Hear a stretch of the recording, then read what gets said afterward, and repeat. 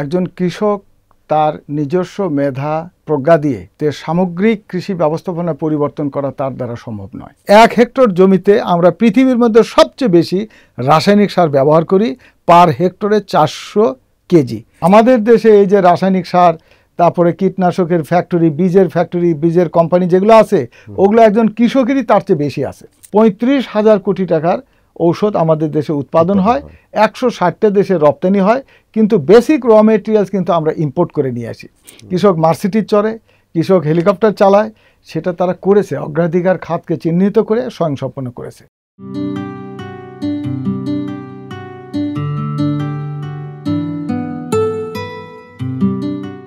অর্থনীতির মেরুদণ্ড কৃষি। দৈনন্দিন খাদ্য চাহিদা পূরণ থেকে শুরু করে রপ্তানি পর্যন্ত প্রায় সব ক্ষেত্রেই অনস্বীকার্য অবদান রেখে চলেছে এ খাত। আর এই কৃষির অগ্রযাত্রায় এখন বড় ধরনের অবদান রাখছে দেশের বেসরকারি খাতের প্রতিষ্ঠানগুলো। বেসরকারি এসব প্রতিষ্ঠানকে এগিয়ে নেওয়ার ক্ষেত্রে সরকার এবং বিভিন্ন নিয়ন্ত্রক সংস্থার নীতি সহায়তার বিষয়টিও বেশ গুরুত্বপূর্ণ। এর সঙ্গে রয়েছে নানা আর্থসামাজিক ও ব্যবসায়িক চ্যালেঞ্জও। এসবকে সঙ্গে করেই এগিয়ে চলছে দেশের কৃষি খাতের বেসরকারি কোম্পানিগুলো। আপনাদের স্বাগত জানাচ্ছি বণিক বার্তার নিয়মিত আয়োজন অন্তর্দৃষ্টির আজকের পর্বে। আজ আমরা কথা বলবো দেশের কৃষি খাত নিয়ে। আমাদের সঙ্গে আছেন ন্যাশনাল এগ্রিকেয়ারের চেয়ারম্যান ও ব্যবস্থাপনা পরিচালক কৃষিবিদ KSM মোস্তাফিজুর রহমান। বেসরকারি খাতের একজন উদ্যোক্তা হিসেবে দেশের অ্যাগ্রো বিজনেস খাতের হাল হকিকত নিয়ে তিনি কথা বলবেন আমাদের সঙ্গে। বণিক বার্তার অন্তর্দৃষ্টিতে আপনাকে স্বাগত জানাচ্ছি। আপনাকে ধন্যবাদ, সেই সঙ্গে দর্শক শ্রোতা যারা শুনছেন তাদেরকে স্বাগতম। শুরুতেই আমরা জানতে চাইব, আপনি এই কৃষি ইনপুট ব্যবসায় কিভাবে আসলেন? আপনার যাত্রার একেবারে শুরুর গল্পটা যদি আমাদেরকে বলতেন। ধন্যবাদ। যদি শুরু থেকে বলতে হয় তাহলে আমার শিক্ষা জীবনের পর থেকেই শুরু করতে হয়। আমি বগুড়ার ছেলে। বগুড়ার স্কুল এবং কলেজ, সরকারি আজিল হক কলেজ থেকে ইন্টারমিডিয়েট করার পরে আমি শেরেবাংলা কৃষি বিশ্ববিদ্যালয়ে ভর্তি হই। এখানে কৃষিতে অনার্স শেষ করে আপনার 89 সালে যখন শেষ করলাম, তখন চাকরির রেজাল্ট হবার আগেই বাংলাদেশ উন্নয়ন গবেষণা প্রতিষ্ঠানে আমি ওখানে চাকরির জন্য আমি যাই, এবং BIDS যেটা, সেখান দিয়েই আমার কর্মজীবন শুরু হয়। সেখানে কিছুদিন কাজ করার পরে আমি দেখলাম যে ওটা তো ছিল একটা প্রকল্প। পরে এই আর্থসামাজিক উন্নয়ন গবেষণায়, যেখানে অর্থনীতিবিদদেরই কর্মকাণ্ড, সেখান থেকে বেরিয়ে এসে সরকারি বা বেসরকারি কোথায় যাওয়া যায়, তখন আমি বেসরকারি সেক্টরে, ইন্ডাস্ট্রিতে আমি অল্প কিছু সময় কাজ করেছি। এই সময়ের মধ্যে আমি আবার ব্যবসা প্রশাসনে একটা বড় ভালো বিশ্ববিদ্যালয় থেকে মাস্টার ডিগ্রি করার পরে আমি তখন দেখলাম যে আমাদের দেশের এই কৃষকের যে আপনার যে সমস্ত উৎপাদনের প্রয়োজনে, যে সমস্ত উপকরণের প্রয়োজন হয়, সেখানে একটা বিস্তর গ্যাপ রয়ে গেছে, যেগুলো আমাদের কৃষকের পাশে দাঁড়ালে এখানে একদিকে যেমন বাণিজ্যিকভাবে এই গ্যাপটা পূরণ করে গ্যাপ মার্কেটে আমার সহজেই আমার কোম্পানিকে একটা গ্রোথ মার্কেটে নিয়ে যাওয়া সম্ভব। পাশাপাশি আমাদের কৃষকের যে জিনিসটা দরকার অথচ নাই, সেই ধরনের পণ্য নিয়ে আমি শুরু করি। তো সেটা ছিল আমার খুবই ভালো একটা উদ্যোগ, যেহেতু আমার কৃষকের চাহিদা সম্বন্ধে জানার সুযোগ ছিল এবং মার্কেটিং ব্যবস্থাপনা সম্পর্কে আমার প্রাতিষ্ঠানিক এবং প্রায়োগিক জ্ঞান ছিল। সেগুলোকে কাজে লাগায় খুব দ্রুততর সময়ে আমি এগ্রি ইনপুটস দিয়ে আমি ব্যবসা শুরু করলাম। সেখান থেকে আরও জয়েন্ট ভেঞ্চার অনেক কোম্পানি হলো, চাইনিজদের সাথে রিয়েল এস্টেট হলো, ফার্মাসিউটিক্যাল হয়েছে, ICT হয়েছে, সিড বিজনেস হয়েছে, তারপরে আমরা ফুড ইন্ডাস্ট্রিতে যাচ্ছি। এরকম ডাইভার্সিফাইড, রিলেটেড এবং নন রিলেটেড ডাইভার্সিফিকেশন হয়েছে। এই আমার কর্মজীবন এভাবে শুরু হয়েছে। অর্থাৎ আপনি এই কৃষি ইনপুট বিজনেস থেকে শুরু করে আবার বৈচিত্র্যায়নের দিকেও গিয়েছেন। জি, এটা আমার যেতে হয়েছে। তো আপনার অভিজ্ঞতায় এই যে বাংলাদেশের অ্যাগ্রি ইনপুট, যেমন কীটনাশক, সার, বীজ, এই শিল্পগুলোর শুরু থেকে এখন পর্যন্ত বড় বড় কী ধরনের পরিবর্তন আপনি দেখতে পেয়েছেন? আপনি পরিবর্তনের জায়গা যদি বলেন, তাহলে যেভাবে পরিবর্তনটা হবে উন্নয়নের জন্য, পরিবর্তন হবে দেশকে স্বয়ংসম্পূর্ণ করার জন্য। একজন কৃষক তার নিজস্ব মেধা প্রজ্ঞা দিয়ে সামগ্রিক কৃষি ব্যবস্থাপনা পরিবর্তন করা তার দ্বারা সম্ভব নয়। এখানে যদি অর্থনীতির যদি আপনি ভিত্তিগুলো দেখেন, যেগুলোকে ঘিরে আমাদের দেশের অর্থনীতিটা গড়ে উঠতে পারে, তার প্রধান জায়গা হলো কৃষি, তারপরে শিল্প, তারপরে সেবা খাত, এবং আমাদের বিদেশে যেগুলো শ্রমিক ভাইয়েরা কাজ আছে রেমিটেন্স, এই দিয়েই আমাদের অর্থনীতি, যেটা শিল্পের পণ্য আবার রপ্তানি হতে পারে। এই যে বড় ধরনের পরিবর্তনের জন্য এখানে রাষ্ট্রের যে দায়িত্বটা ছিল যে অগ্রাধিকার খাত কৃষির খাতগুলো চিহ্নিত করে সেখানে উৎপাদনমুখী আপনার এবং রপ্তানিমুখী একটা অর্থনৈতিক ব্যবস্থাপনায় যাওয়ার জন্য কৃষিকে সর্বাধিক গুরুত্ব দেওয়ার প্রয়োজন ছিল। আমরা সেই জায়গাটা আমরা এই পরিবর্তনটা আনতে পারিনি। কিভাবে পারি নাই? ধরেন কৃষকের উৎপাদিত পণ্য তার মূল্য কি হবে, তার উৎপাদন খরচ কি হবে, সেটা নির্ভর করে তার উপকরণগুলো সে কি দামে কেনে এবং যে বাজারে যাচ্ছে সে বাজার ব্যবস্থাপনায় মধ্যস্বত্বভোগী এখানে তার ইনভলভমেন্টটা কী এবং তার উৎপাদিত পণ্যর যে ডাইভার্সিফাইড মার্কেট, ধরুন লোকাল কনজামশন যেটা সেটা, এবং হলো শিল্পে যেতে পারে, আবার বিদেশে রপ্তানি হতে পারে। এই যে প্রাসঙ্গিক এবং ইন্টার রিলেটেড ফ্যাক্টরস যেগুলো, সেগুলোকে যদি রাষ্ট্র যদি অ্যাড্রেস না করে, এগুলোকে যদি শনাক্ত করে এগুলোর সমস্যার সমাধান না করে, তাহলে আপনার ওই কৃষকের ভাগ্যের পরিবর্তন হবে না। ফলে যদি পরিসংখ্যান দিয়ে দেখেন, আমাদের দেশে শ্রমবাজারের 44% মানুষ হলো কৃষি পেশার সাথে জড়িত। এই মানুষগুলো দরিদ্র, তাদের উৎপাদন, তাদের যে ইনকাম দিয়ে তাদের যে মৌলিক অধিকার, মানবাধিকার পূরণ হয় না বলেই এরা দরিদ্র। 44% জনশক্তি, শ্রমশক্তির মানে প্রায় 5 কোটি মানুষ। তারা কৃষি, পশু সম্পদ, প্রাণী সম্পদ, মৎস্য চাষ এটার সাথে সম্পৃক্ত। এই পরিসংখ্যানটা কি বিবিএস এর সর্বশেষ পরিসংখ্যান? কারণ আমরা এতে পরিবর্তন আসার কথাও শুনেছি, কমে এসেছে যতদূর জানি। এই পরিসংখ্যান হলো সর্বশেষ হলো লেবার মার্কেট সার্ভে, যেটা শ্রম মন্ত্রণালয় যেটা জরিপ করেছে। সেখানে আমিও ছিলাম, তাদের যে টেবুলেশন ফরম্যাটে আমাকেও আমন্ত্রণ জানানো হয়েছিল অ্যাগ্রোকেমিক্যালস ম্যানুফ্যাকচার অ্যাসোসিয়েশনের প্রেসিডেন্ট হিসেবে। সেটা 44-এর চেয়ে একটু বেশি হবে, মানে কিছু ভগ্নাংশ আছে। এই যে আপনি যে পরিবর্তনের কথা বলছেন, তাহলে সেই পরিবর্তনে আমাদের কোন জায়গাটা আমরা করতে পারি নাই? সেটা যেমন কৃষি মানে কি? কৃষি মানে বীজ, কৃষি মানে এই উৎপাদন যে প্রযুক্তি, সেই উৎপাদনের যে বিভিন্ন স্তরে এর যে আগাছা নিয়ন্ত্রণ, এর রোগবালাই নিয়ন্ত্রণ, সেচ ব্যবস্থাপনা, সার ব্যবস্থাপনা, সংরক্ষণ করা, তারপরে এটা আপনার বাজারজাত করা, এই যে উৎপাদন প্রক্রিয়ার যে বিভিন্ন স্তর, সে বিভিন্ন স্তরে তার যে সমস্ত উপকরণ এবং যার প্রয়োজন, সেগুলোতে আমরা কি পরিবর্তন এনেছি যাতে আমার এই দেশে এটা স্বয়ংসম্পূর্ণ একটা কৃষি ব্যবস্থাপনা গড়ে ওঠে। যে দেশ যত উন্নত, সেই দেশের কৃষিটা তত উন্নত। তা আমরা এখানে পারিনি কোটা। আমাদের ধরুন রাসায়নিক সার, আপনি টিএসপি কমপ্লেক্স আমাদের দেশে আছে। টিএসপিতে আমাদের টিএসপি ফার্টিলাইজার উৎপাদন হয় এবং 15 লক্ষ থেকে 20 লক্ষ মেট্রিক টন আমাদের আমদানি করতে হয়। আমরা টিএসপিতে যে রক ফসফেট আমরা যেটা নিয়ে এসে আমদানি করে, সেটা আমাদের দেশে নাই এবং এটা একটা প্রাকৃতিক সম্পদ এবং এটা কিন্তু এক সময় থাকবে না।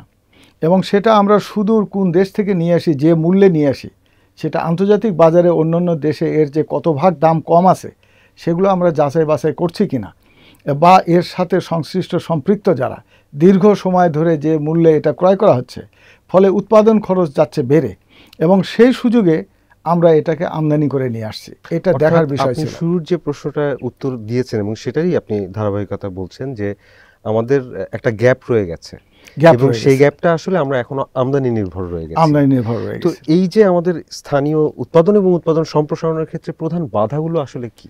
প্রথমত বাধা হলো যে সরকার এটা অগ্রাধিকার শিল্প হিসেবে চিহ্নিত করেছে কিনা। যখনই আপনি একটা ইন্ডাস্ট্রিতে ভর্তুকি দেবেন, তার মানে বিদেশি বিনিয়োগকারী যারা, তাকে কিন্তু আপনি থামিয়ে দিয়েছেন। কারণ আপনার সরকারের সঙ্গে এই ভর্তুকির হিসাব নিকাশ করার জন্য আপনার কোনো দেশ আসবে না। যখনই এলডিসি গ্র্যাজুয়েশন শেষ হয়ে যাবে, দেখবেন যে বৃহৎ পুঁজিবাদী রাষ্ট্রের আমাদের যে উৎপাদন ক্ষমতা যা আছে, তার চেয়ে 3 গুণ 4 গুণ ক্ষমতা সম্পূর্ণ ফ্যাক্টরি এখানে বসে যাবে।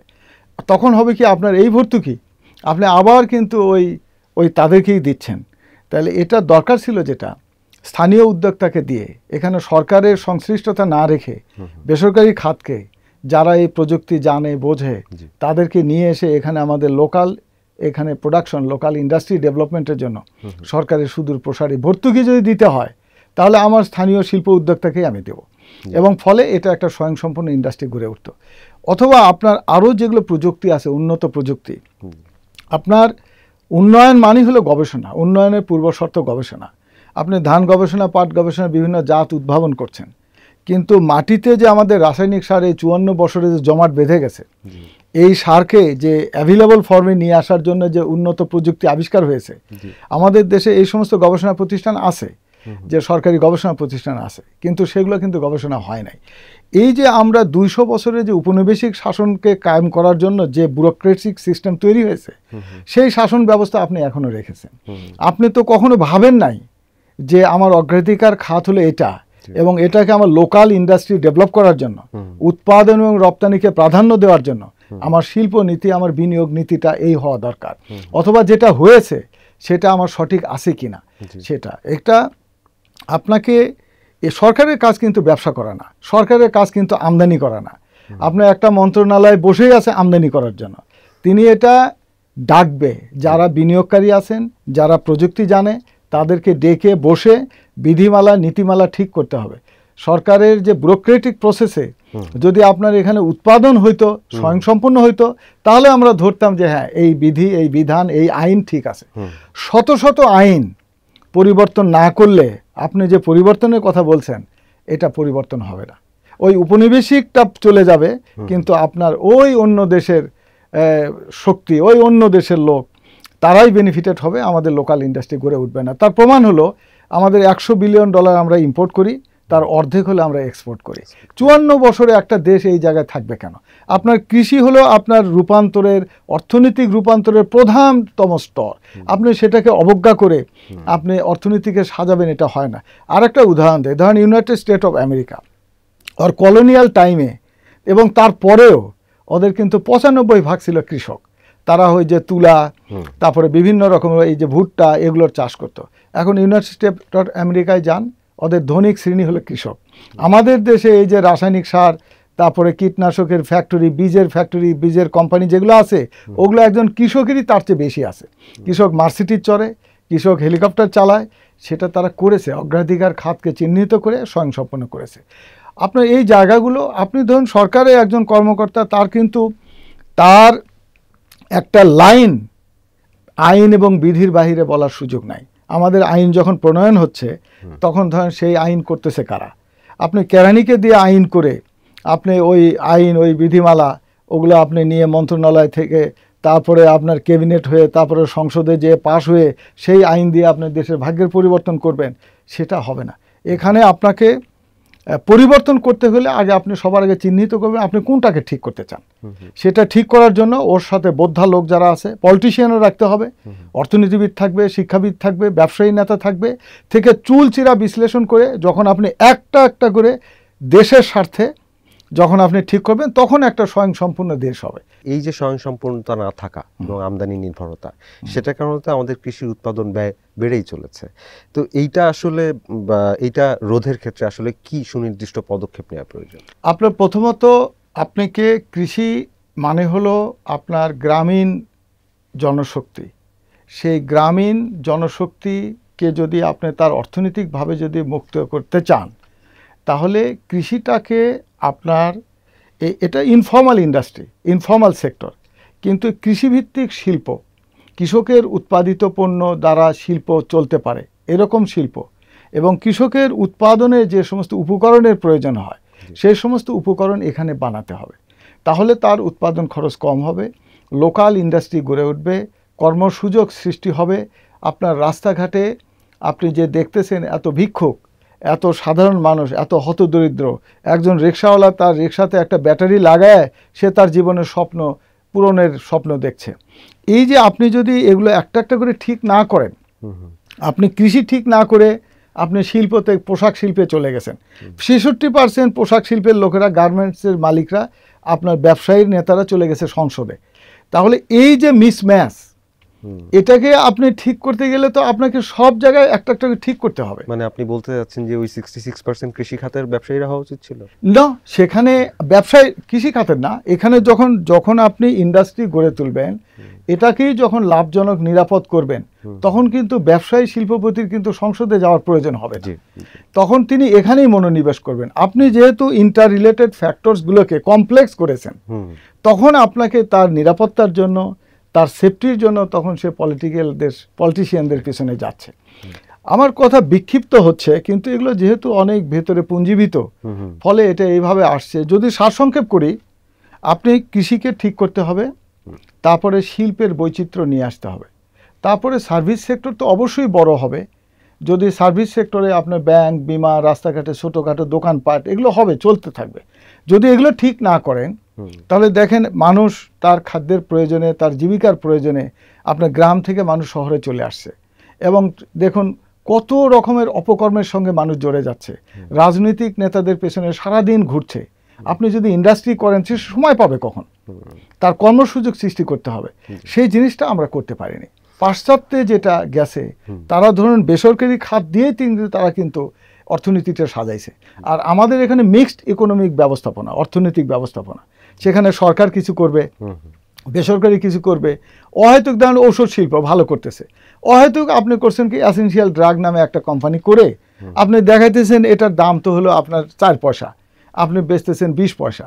আপনি যদি পুঁজিবাদী বিশ্বাস করেন, মার্কেট ইকোনমি বিশ্বাস করেন, তাহলে তো আপনি ইন্ডাস্ট্রিকে প্রফিট করার সুযোগ দিতে হবে। সে প্রফিট করবে, সে আবার বিনিয়োগ করবে, টাকাটা যেন পাচার হয়ে না যায়, আপনি সেই ব্যবস্থাপনা করেন। এবং প্রফিট মার্জিন যেন অস্বাভাবিক না হয়।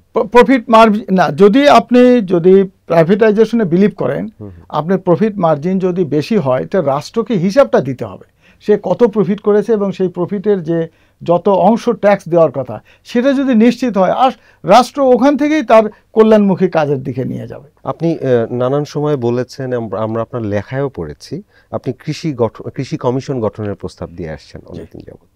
এই কমিশন যদি গঠন হয়, এই কমিশনের মৌলিক 3টি কাজ কি হওয়া উচিত বলে আপনি মনে করেন? কমিশনের প্রথম কাজ হলো আপনার আইডেন্টিফাই করা যে আমরা কোন জায়গায় আছি, আমার কৃষিটা কোন জায়গায় আছে। এই কৃষিটাকে আমি আগামী 5 বছরে, ধরুন পঞ্চবার্ষিকী পরিকল্পনা যদি করতে চাই, 5 বছরে আমি এই কৃষিটাকে কোথায় নিয়ে যেতে চাই, সেটা উৎপাদনশীলতার দিক থেকে, শিল্পায়নের দিক থেকে, বাজার ব্যবস্থাপনার দিক থেকে, যেগুলো এটাকে আমরা এই উচ্চতায় নিয়ে যেতে চাই।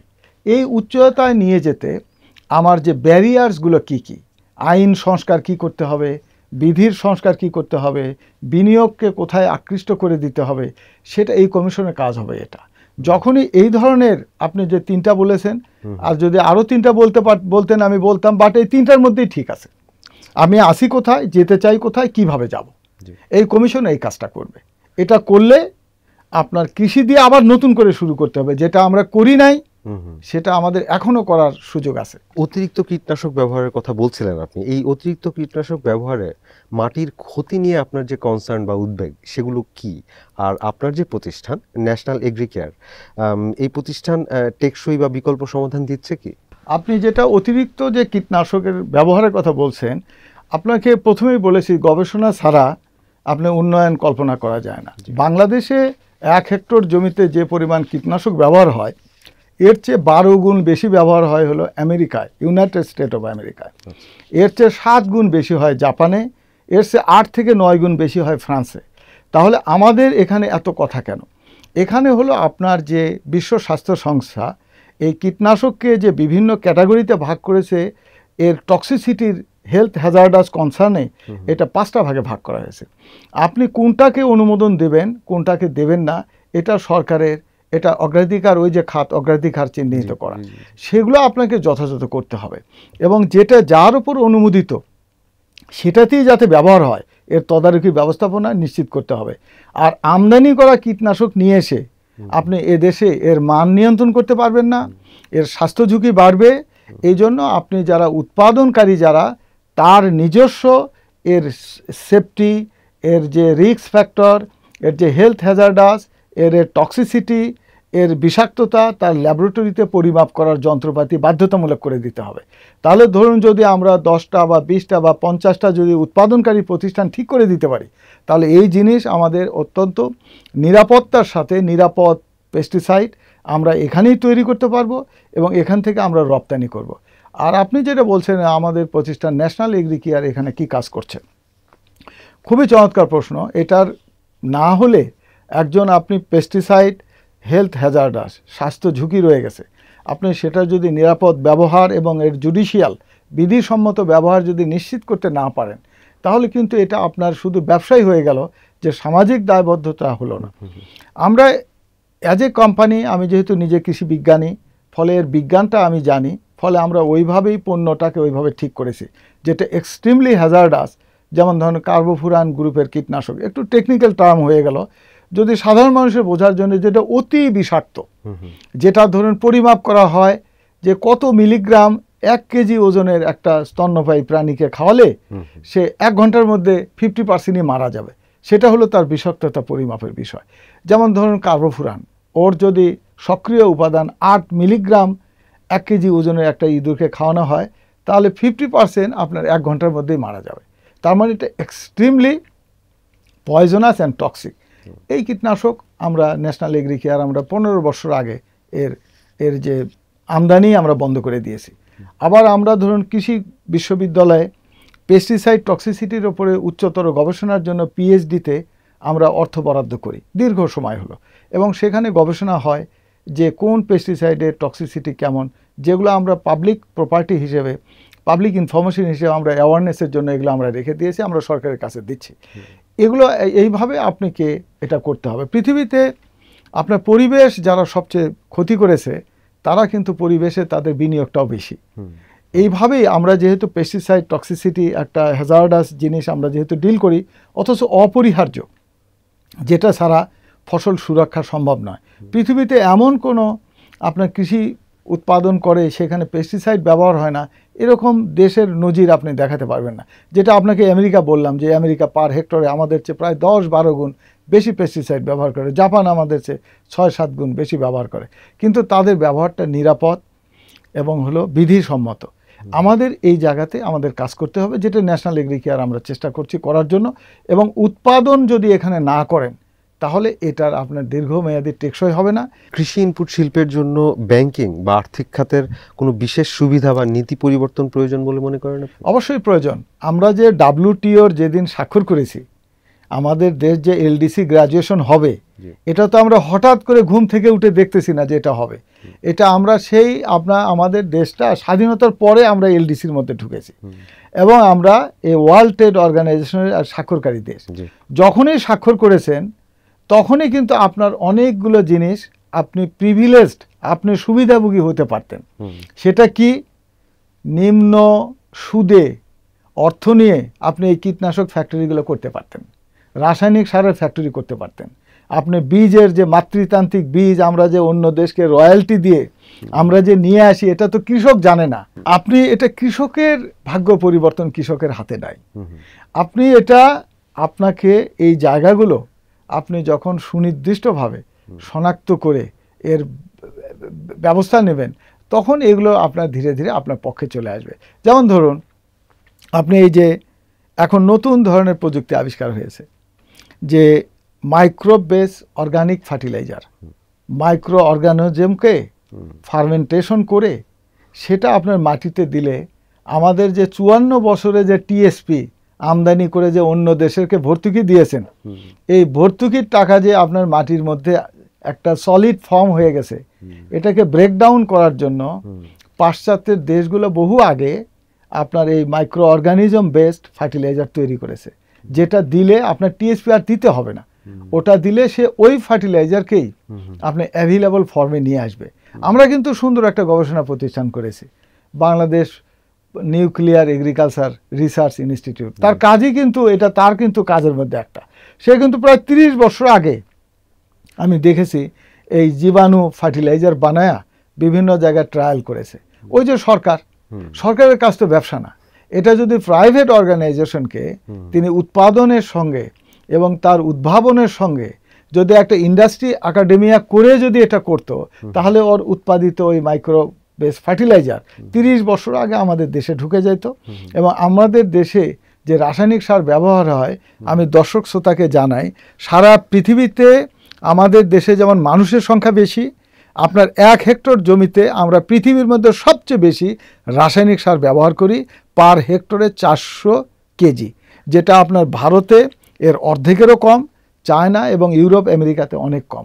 তারা যে এই প্রযুক্তির উদ্ভাবন করলো, তারা এই প্রযুক্তির যে অ্যাডাপ্টেশন করলো, তারা প্রয়োগ করলো, তা আমাদের দেশের যারা ব্যুরোক্রেটস, তারা কি এটা জানলো না, বুঝলো না যে এটাকে এখানে সংযোজন করতে হবে?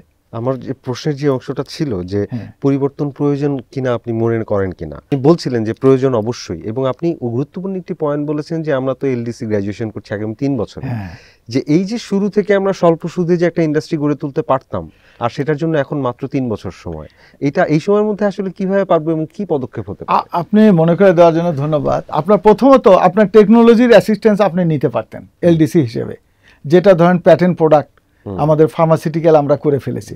অ্যাগ্রো এবং ফার্মা একই লাইনে আইনের মধ্যে ঢুকানো আছে। প্রথম শব্দ আছে ঔষধ, দ্বিতীয় শব্দ আছে কৃষি রসায়ন। আপনি ট্রিপসের কথা বলছেন মনে হয়, ট্রিপস এগ্রিমেন্টে। তো তার মানে হলো যে আপনি কিন্তু প্রিভিলেজড, মানে অগ্রাধিকার পাওয়ার সুযোগ ছিল। সেটা তো প্রযুক্তির ব্যাপার।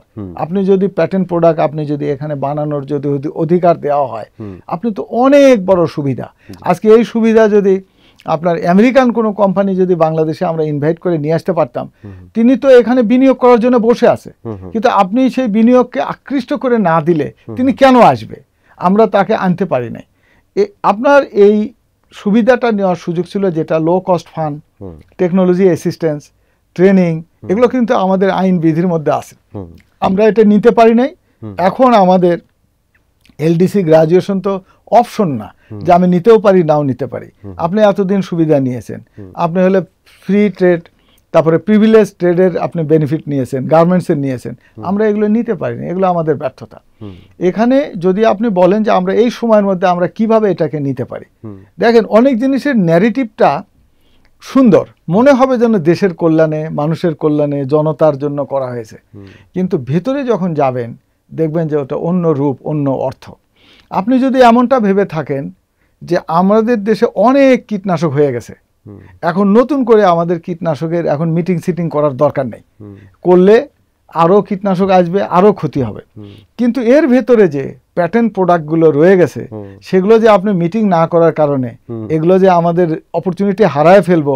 আপনি কিন্তু ধরেন আমি হলো কৃষি মন্ত্রী, আমি জনগণকে আমি বলতেছি যে দেখো আমাদের কৃষককে বিভ্রান্ত করার দরকার নাই, আমাদের এখানে অলরেডি এতগুলো আছে, আমাদের এগুলো এখন আর দরকার নাই। কিন্তু প্রকারান্তে আপনি যে কি সর্বনাশটা করতেছেন এটা কিন্তু আপনি নিজেও জানেন না।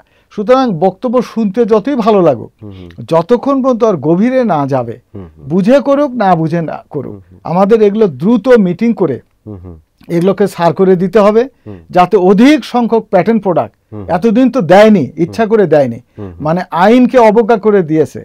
এখন আইনের মধ্যেই আছে, এগুলোকে ফোর্স লাইসেন্সিং বলে। আপনি 5 দিনের মধ্যে আপনি লাইসেন্স দিয়ে দিতে হবে যেগুলো প্যাটেন্ট প্রোডাক্ট।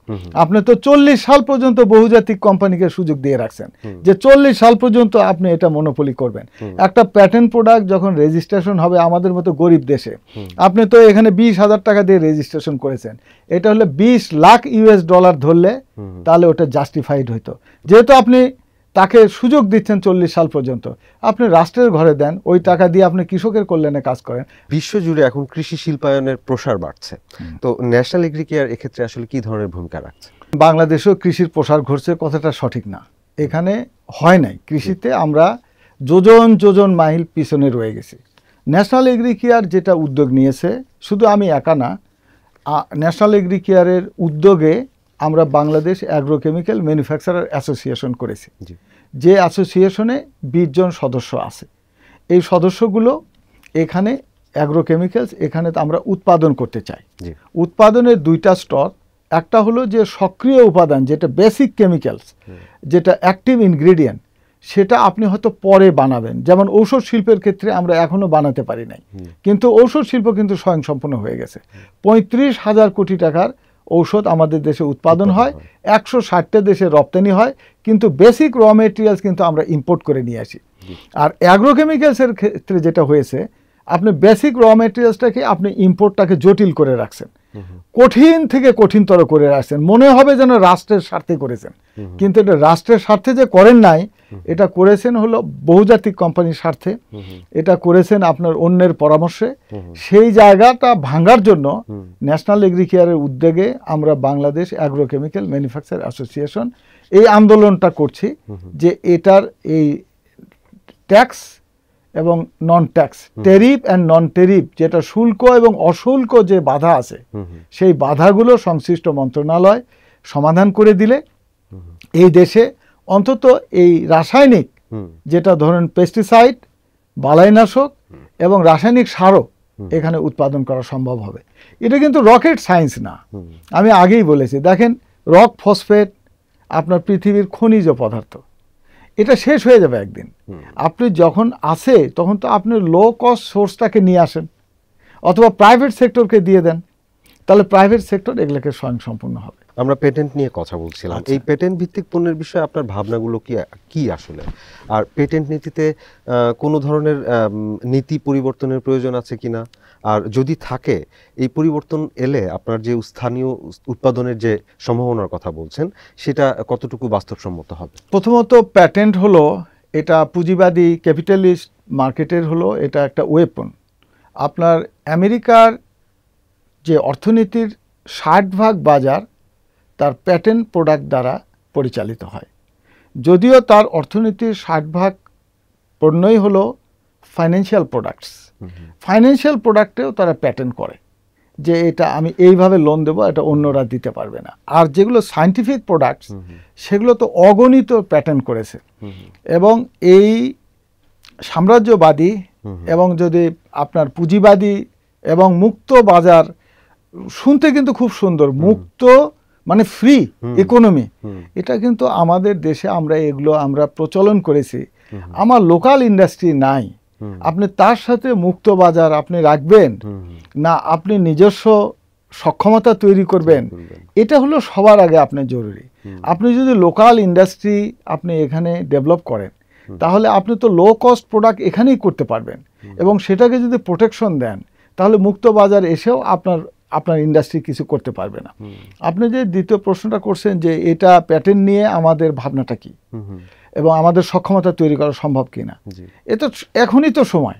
এখন যেহেতু এলডিসি গ্রাজুয়েশন হই নাই, এখনও কিন্তু আমরা ওই প্যাটেন্ট প্রোডাক্ট নিয়ে এর উৎপাদন কলা কৌশল আমরা কিন্তু রপ্ত করতে পারি। আগে তো প্রথমে আপনাকে এটা উৎপাদনের অনুমোদন দিতে হবে। যেহেতু এলডিসি, আপনার তো এই সুযোগ আছে এবং আপনি রপ্তানিও করতে পারবেন এলডিসি কান্ট্রিতে। তো এলডিসিতেই রপ্তানি করি আর আমাদের দেশের কনজামশনে মিটায়। আমি তো প্রোডাক্ট বানানো শিখে গেলাম। তারপরে আমাদের আইনের মধ্যে যদি আমরা আনতে পারি যে সমস্ত প্রোডাক্ট আমরা এখানে উৎপাদন করা শিখে গেছি, এটা আমাদের প্যাটেন্টের বহির্ভূত হবে। আমরা এটা জনগুরুত্বপূর্ণ হিসেবে আমি যদি আইনে ঢুকাতে পারি, ভারত কিভাবে করেছে, চায়না কিভাবে করেছে, সেইভাবে করতে হবে। এটা তো আপনি ধরেন পেস্টিসাইড, ফার্টিলাইজার এগুলোর ক্ষেত্রে সবচেয়ে গুরুতর যেটা অঘটন ঘটে গেছে সেটা হলো আমাদের দেশের জেনেটিক কম্পোনেন্ট, বীজের, বিভিন্ন ফসলের, বৃক্ষের, এগুলোর জেনেটিক কম্পোনেন্ট অন্য দেশে তারা জিন ব্যাংক করে ফেলছে এবং সেটা দিয়েই আপনি ব্যাকক্রস করে বীজ আমাদের দেশে চলে আসবে এলডিসির পরে। তখন আমরা যারা এখানে স্থানীয়ভাবে, আমাদের বীজের কোনো ইন্ডাস্ট্রি থাকবে না। তাহলে এখান থেকে উত্তরণের উপায় কি? এখানে আপনি যে এখানে প্ল্যান্ট ভ্যারাইটি অ্যাক্ট করেছেন, এটা ফার্মার্সের রাইট। আপনি ওই সমস্ত ফসলে আমাদের দেশের যে কোনো ক্রপের সাথে যদি 5% মিল থাকে, সে প্যাটেন্ট পাবে না। আপনি এইভাবে যখন আপনি এটাকে ফিল্টারিং করে যখন এটাকে প্রোটেকশন দেবেন, তখন কিন্তু ওই বীজ এসে আমাদের লোকাল ইন্ডাস্ট্রি কিচ্ছু করতে পারবে না। আপনার রাষ্ট্রের কাজ হলো, আগেই বলেছি, সার্বভৌমত্ব মানে দেশের স্বার্থে আইন করার ক্ষমতা। আপনার আইনটা যখন আপনি এদেশের জনগণকে প্রোটেকশন দেবে, ব্যবসায়ীকে দেবে, শিল্পপতিকে দেবে, আপনার সঙ্গীত শিল্পীকে দেবে, সমস্ত স্তরের মানুষকে আপনি যখন আইন দ্বারা প্রোটেক্টেড দেবেন, তখন যিনি মিউজিক, সঙ্গীত, কবিতা এবং হুজুররা যেগুলো করে সেগুলোও অবাধ বিচরণ তৈরি হবে, কোনোটার সাথে কোনোটা কনফ্লিক্ট হবে না। প্রত্যেককে রাষ্ট্র তার অধিকার সংরক্ষণ করে দিয়েছে, তখন ধীরে ধীরে একটা সুস্থ স্বাভাবিক রাষ্ট্র গড়ে উঠবে।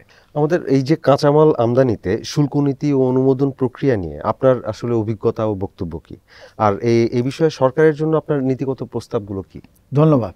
প্রথমত, যখন আমাদের দেশের স্বাধীনতার পর থেকে আজকে পর্যন্ত আপনার এগুলো আমদানি নির্ভরই ছিল, ফলে সরকারের যে ইনকামের যে জায়গাটা, সেটা সরকার যে বাজেট করে, সেটা তো ধরেন এনবিআর এর কাছ থেকেই টাকাটা নেয়, আর যেটা শর্ট পড়ে সেটা আভ্যন্তরীণ বহির্বিশ্ব থেকে লোন নেওয়া হয়।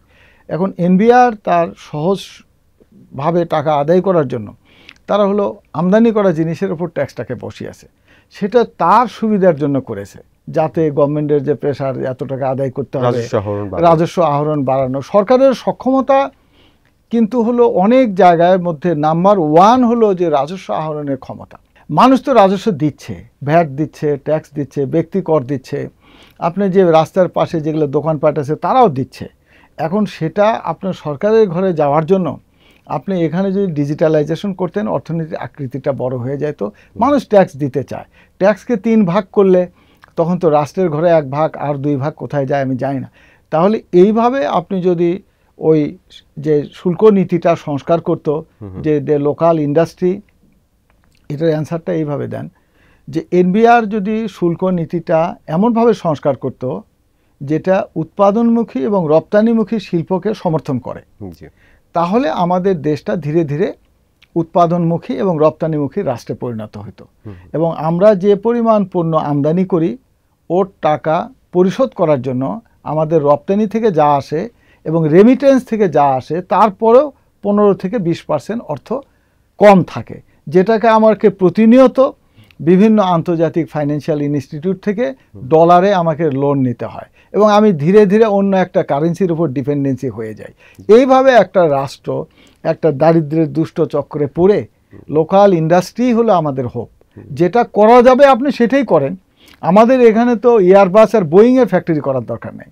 আমাদের রাষ্ট্র ঠিক করে দেবে অগ্রাধিকার খাতটা কোনটা, যেটা আমদানির তালিকাটা ধরে বের করতে হবে যে এই পণ্য আর আমদানির দরকার নেই, এই পণ্যগুলো আমরা এখানে উৎপাদন করব। তখনই আপনার এই চিত্রটা যে আমাদের যে উৎপাদন এবং রপ্তানির যে পার্থক্য এটা তখন ঘুরে যাবে। আমরা একটা উৎপাদনমুখী এবং একটা রপ্তানিমুখী রাষ্ট্রে পরিণত হব। পোশাক শিল্পের বাহিরে যেতে হবে।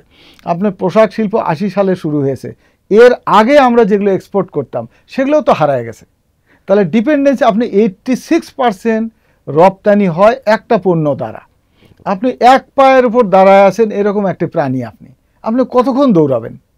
আপনি তো দৌড়াতে পারবেন না। আপনি তো এক পায়ের উপর লাফ দিয়ে কত যাবেন? আপনি অন্তত 4টা পা করেন, আপনি কৃষি স্বয়ংসম্পূর্ণ করেন, আপনি ইন্ডাস্ট্রি ডাইভার্সিফাইড করেন, আপনার সার্ভিস সেক্টরে আপনার বিগ সার্ভিস সেক্টরকে ওপেন করে দেন, তারপরে আপনার আরও যেগুলো জায়গা আছে, তখন না আপনি একটা খুব দ্রুতগামী প্রাণীর আপনার অবয়ব পাবেন, শক্তি পাবেন। এগুলো আমরা করতে পারি না। আপনি রপ্তানির কথা বলছিলেন, এখন পর্যন্ত বিদেশে রপ্তানির অভিজ্ঞতা থেকে আপনি কি বুঝছেন? যেমন আমরা মনে হয় মালদ্বীপে রপ্তানি করি, তারপরে বাংলাদেশি পণ্যের মান ও প্রতিযোগিতা সক্ষমতা, সেই রপ্তানির বিচারে আসলে কি অবস্থায় আছে? দেখুন, রপ্তানি মানে হলো আপনার অন্য দেশের ক্রেতা। তো যে একটা বিদেশি ক্রেতা যখন কোনো একটা পণ্য কেনে, তিনি কিন্তু তার প্রতিযোগিতামূলক সুবিধাটা দেখে কোথায়। আমাদের দেশে যে পোশাক শিল্পের যে এত ক্রেতা, এটা যে এত আগুন লাগায় দিয়েও এর দেশ থেকে সরানো যাচ্ছে না, এর অন্যতম প্রধান কারণ হলো তারা এখানে মূল্য সুবিধা পাচ্ছে। আজকে যদি এটার মূল্য সুবিধা না পায় তাহলে এখান থেকে চলে যাবে। আপনি তুলনামূলক সুবিধা কোন ইন্ডাস্ট্রিতে আপনি বেশি করে দিয়েছেন, যেটা হলো রেডিনেস, কম্পিটিটিভনেস, তার উপর ডিপেন্ড করে আপনার রপ্তানি বাজার আপনার এখানে চলে আসবে। ওই জাহাঙ্গীরনগর ইউনিভার্সিটিতে যে শীতকালে পাখি পড়ে, ওটা কিন্তু কেউ ডেকে আনে না, ও এমনি এমনি চলে আসে, আবার এমনি এমনি চলে যায়। আপনার রপ্তানি পণ্যের বাজার সৃষ্টি করতে হলে আপনি পরিবেশটা ঠিক করে দেন, ও এমনি এমনি চলে আসবে, এটা একে ডাকে আনতে হবে না। এটাই হলো আপনার বার্ডস অ্যান্ড পন্ডস থিওরি। এটা হলো আপনার বিনিয়োগের ক্ষেত্রে এবং রপ্তানির ক্ষেত্রে। আমরা সেগুলো জানি সবাই, আমরা যে আমরা এগুলোকে প্রয়োগ করতে পারলে ভালো হয়। আপনার কোম্পানির যে ফিল্ড সেবা, কৃষক প্রশিক্ষণ বা সহায়তা, এসব কিভাবে বাস্তবে কাজ করে? আপনি যেটা জানতে চাইছেন সেটা হলো, ধরেন বিজনেস মানে হলো ইনোভেশন অ্যান্ড মার্কেটিং। তো ইনোভেশন তো ধরেন আমাদের গবেষণা থাকতে হবে, যেটা সীমিত।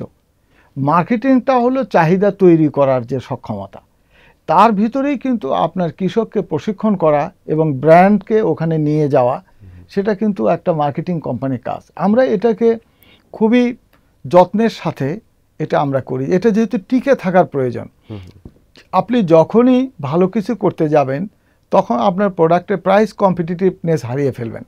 এবং যেহেতু আমদানি করা জিনিসের সাথে এখানে আপনাকে কম্পিটিশন করতে হচ্ছে স্রোতের বিপরীতে, এবং আপনাকে অধিক ডিউটি দিচ্ছে হচ্ছে উৎপাদনকারীদেরকে, ফলে এখানে যদি আপনি ট্রাস্টের জায়গা যদি তৈরি করতে না পারেন, যখন ফার্মার্স, কৃষক যখন বিলিভ করবে যে ইনি হলো বেস্ট প্রোডাক্ট প্রোভাইডার, এই বিলিভের জায়গাটা আমাদের অস্তিত্বের প্রয়োজনেই করতে হয়। বিশেষ করে আমাদের যে প্রতিষ্ঠান ন্যাশনাল এগ্রিকেয়ার, যেহেতু আমরা স্রোতের বিপরীতে আমরা দৌড়াচ্ছি, আমাদেরকে কৃষকের সাথে থাকতেই হবে এবং আমরা থাকি।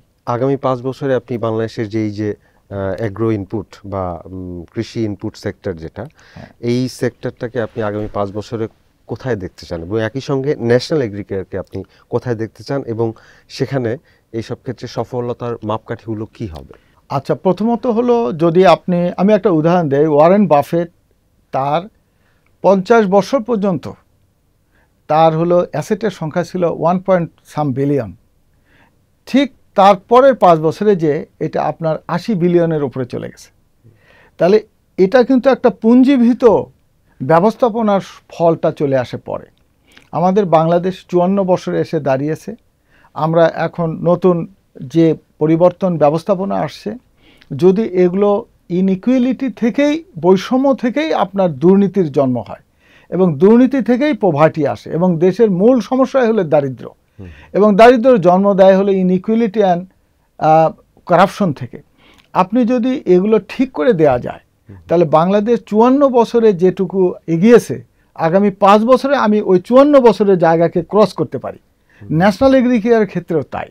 তখন আপনাকে ওরকম প্রজ্ঞাবান, মেধাবী পলিটিশিয়ান কিন্তু লেখাপড়া না থাকলেও হয়, কিন্তু প্যাট্রিয়টিজমটা, দেশপ্রেমটা এবং তার যে গোল সেট করাটা ঠিক থাকতে হবে। আপনি যদি সেট করেন যে আমার অর্থনীতিটা আগামী 5 বছরে আমি দ্বিগুণ করতে চাই, এই যেটা আপনি যে প্রশ্ন করেছেন 3টা কাজ করলে কি হবে, আপনি প্রথমে গোল সেট করেন যে আমার অর্থনীতির আকৃতিটা আমি দ্বিগুণ করতে চাই। এখন তো 50 লক্ষ কোটি টাকার আমাদের ইকোনমির সাইজ, আমি এটা দ্বিগুণ করতে চাই। তাহলে দ্বিগুণ করতে গেলে আমি কোন কোন সেক্টরে আমি এই রিফর্মটা করব, এর ব্যারিয়ার্সগুলো কোন জায়গায় আছে, আপনি সেইভাবে সেট করলে 5 বছরই 54 বছরের সমান হতে পারে। এবং এখন যে ডিজিটালাইজেশনের যুগ, পুরো পৃথিবী 200 বছরের অর্থনীতি যেতটুকু এগিয়েছে, আগামী 20 ইয়ার্সে গ্লোবাল ইকোনমির সাইজটা আপনার এরকম হয়ে যাবে। তার সাথে আপনি যদি সক্ষমতা তৈরি করতে না পারেন, আপনি যদি এর রেডিনেসটা যদি আপনার তৈরি না হয়, তাহলে আমাদের দেশ উপনিবেশিক না হলেও অন্য দেশের বাজার করা ছাড়া আর কিছু থাকবে না। দেশ শিল্প কলকারখানা ছাড়াও চলতে পারে। আমাদের দেশে ইন্ডাস্ট্রি ছিল না, ধরেন আমাদের দেশে কোনো ইন্ডাস্ট্রি নাই, দেশ কি চলবে না? দেশ চলবে। আপনার 30% মানুষ রাস্তায় ঘুমাবে, ছিন্ন মানুষ থাকবে, আপনার 10% মানুষ অন্য দেশের কোম্পানির এজেন্সি নিয়ে চালাবে, তারা কিছু লোকজনকে সেলসম্যানের চাকরি দিবে, বড় লোকেরা কিছু দারোয়ানের চাকরি দিবে, কিছু সেবাদাস তৈরি হবে, রাস্তাঘাটে মানুষ পড়বে, সিসকা চুরি হবে, সেইভাবে একটা দেশ চলবে। আর আপনি যদি সত্যিই যদি একটা উন্নত, সমৃদ্ধ, একটা সুন্দর একটা বাংলাদেশ যদি তৈরি করতে চান, তাহলে আপনি 5 বছরের জন্য আপনি গোল সেট করেন, আপনার প্রায়োরিটি জায়গাগুলো ঠিক করেন, করে এখানে উৎপাদনমুখী এবং রপ্তানিমুখী, বিনিয়োগমুখী একটা অর্থনৈতিক ব্যবস্থাপনার নীতিমালা করেন, ঢেলে সাজান। 100টা আইন আগে প্রথমে হাত দেন, যে 100 ল অ্যান্ড বিধি, আইন এবং বিধি আমরা পরিবর্তন করব লোকাল ইন্ডাস্ট্রি করার জন্য। যেটা এখানে উৎপাদন করা যায় সেটা আমদানি করার কোনো প্রয়োজন নাই। আমরা আলোচনার একদম শেষ পর্যায়ে চলে এসেছি। আপনার যদি কিছু বলার থাকে যা আপনি এতক্ষণ বলেন। আমি বলবো যে আমাদের যে দেশের কোনো অতীত নাই, ইতিহাস নাই, যার গৌরবের কোনো গৌরব গাথা নাই, সে বেশি দূর যেতে পারে না। সেটা ব্যক্তির ক্ষেত্রে, প্রতিষ্ঠানের ক্ষেত্রে, রাষ্ট্রের ক্ষেত্রে, রাজনৈতিক দলের ক্ষেত্রে। সুতরাং ইতিহাস ঐতিহ্যকে আমাদের ধরে রেখে আমাদের অর্থনীতিকে সাজানোর জন্য আমাদের সবাইকে ঐক্যবদ্ধভাবে দেশের স্বার্থে কাজ করতে হবে। আমরা এই সুযোগ যদি হারিয়ে ফেলি, তাহলে আমরা একটা দরিদ্র থেকে দরিদ্রতম দেশের দিকে চলে যাব।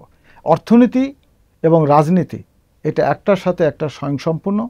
পলিটিক্যাল ইনস্টিটিউটগুলো ঠিক করা দরকার, এবং অর্থনৈতিক যে কর্মকাণ্ড এটাকে এমনভাবে সাজানো দরকার যাতে লোকাল ইন্ডাস্ট্রি গড়ে ওঠে, মানুষের কর্মসুযোগ সৃষ্টি হয়, এবং আমাদের দেশটা আমরা যেভাবে ভাবি আমরা সেরকম যেন একটা দেশ আমরা পাইতে পারি। আপনাকে অসংখ্য ধন্যবাদ বনিবার থেকে সময় দেওয়ার জন্য। পাঠক দর্শক, আমরা আজকে কথা বলছিলাম বাংলাদেশের কৃষি খাত নিয়ে। আমাদের এই আয়োজনটি মূলত একটি খাতের সার্বিক বিষয়গুলো উপস্থাপনের জন্যই। আগামীতে নতুন কোনো খাত নিয়ে আলোচনা হবে। সেই পর্যন্ত আপনাদের সবাইকে বিদায় জানাচ্ছি। ধন্যবাদ।